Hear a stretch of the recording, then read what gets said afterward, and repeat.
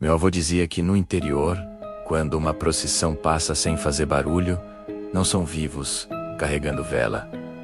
E ele jurava que viu essa procissão uma única vez na vida e nunca mais foi o mesmo. O problema é que eu também vi aquele cheiro de terra molhada depois da chuva de fim de tarde. É uma coisa que só quem viveu no interior conhece de verdade. Eu estava voltando para casa, sozinho. Era noite, tarde demais para estar na estrada de barro, onde a lua fraca mal conseguia iluminar o caminho entre as casas afastadas. O silêncio era quase completo, quebrado só pelo som dos meus próprios passos. Foi quando, lá na frente, onde a estrada fazia uma curva, eu vi uma fila de pessoas, todas vestidas de branco, cada uma segurando uma vela acesa. De longe, parecia uma procissão comum. Talvez por alguma festa de santo, que eu não estava sabendo. Mas conforme eu me aproximava, uma estranheza começou a tomar conta de mim. Não havia som, nenhum canto, nenhum sussurro, nenhuma oração. O silêncio era tão pesado que até os grilos pararam de cantar. Os cachorros das fazendas próximas, que costumavam latir para qualquer coisa que se mexesse, estavam mudos. Era como se o mundo inteiro tivesse prendido a respiração. Eu continuei andando devagar, o coração começando a bater um pouco mais rápido. O medo ainda não tinha chegado. Era mais uma curiosidade doentia. A procissão se movia lentamente, em um ritmo constante. As chamas das velas eram o que mais me intrigava. Tremiam. Mesmo com a brisa fria que soprava da mata, as chamas pareciam congeladas no tempo, retas e firmes, como se fossem pintadas no ar. Aí eu notei os rostos. Todos estavam com a cabeça baixa, o queixo quase tocando o peito, como se estivessem envergonhados ou em um luto profundo. Os pés não levantavam poeira da estrada seca. Parecia que eles flutuavam a um dedo do chão. Foi nesse momento que o arrepio subiu pela minha espinha. A lembrança das palavras do meu avô veio com força total.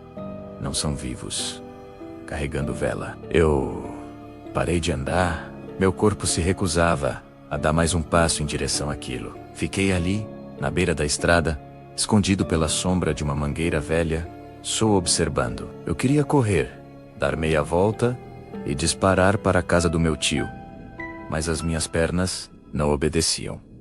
Quando cheguei mais perto, vi que nenhum deles tocava o chão direito.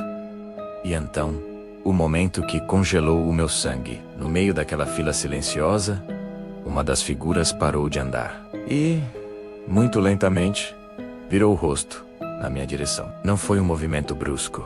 Foi algo lento, arrastado, como se custasse um esforço imenso. A luz da vela iluminou o rosto dele por baixo, criando sombras estranhas. E eu reconheci. Meu estômago revirou.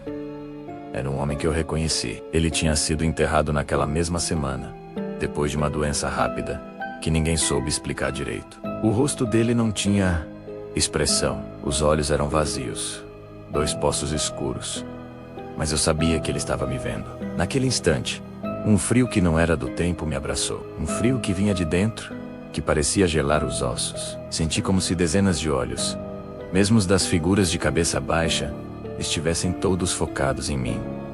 Meu corpo travou de vez. Eu não consegui correr, nem rezar. Só fiquei ali, paralisado, olhando para o rosto do homem morto que caminhava na noite. E como se tivessem recebido uma ordem silenciosa, todos pararam. Ao mesmo tempo, a fila inteira ficou imóvel na estrada de terra. O silêncio ficou ainda mais profundo, se é que isso era possível. Não se ouvia nem o vento nas folhas. Nada. Era o vazio absoluto. E naquele instante, eu entendi. Não era uma procissão passando, era uma procissão voltando para o lugar de onde nunca deveriam ter saído. A figura que me olhava, o homem requém, falecido, baixou o rosto lentamente, voltando a encarar o chão. E a última pessoa da fila, uma senhora curvada que eu não consegui identificar, ergueu uma mão trêmula e, com um sopro que não fez som, apagou a sua vela. A escuridão foi total. No outro dia, com o sol já alto, eu mal conseguia acreditar no que tinha acontecido. Parecia um pesadelo. Criei coragem e fui perguntar para os mais velhos da vila, aqueles que guardam as histórias que não estão nos livros. Contei tudo, tremendo. Um deles, um senhor de quase 90 anos, me olhou com os olhos tristes e disse: "Quando isso acontece, é porque alguém da vila vai embora junto. A procissão vem buscar." 3 dias depois, o sino da igreja tocou, anunciando uma morte. E dessa vez, não era história. Se você gosta de relatos do interior que quase ninguém tem coragem de contar, o próximo tá esperando por você aqui no canal.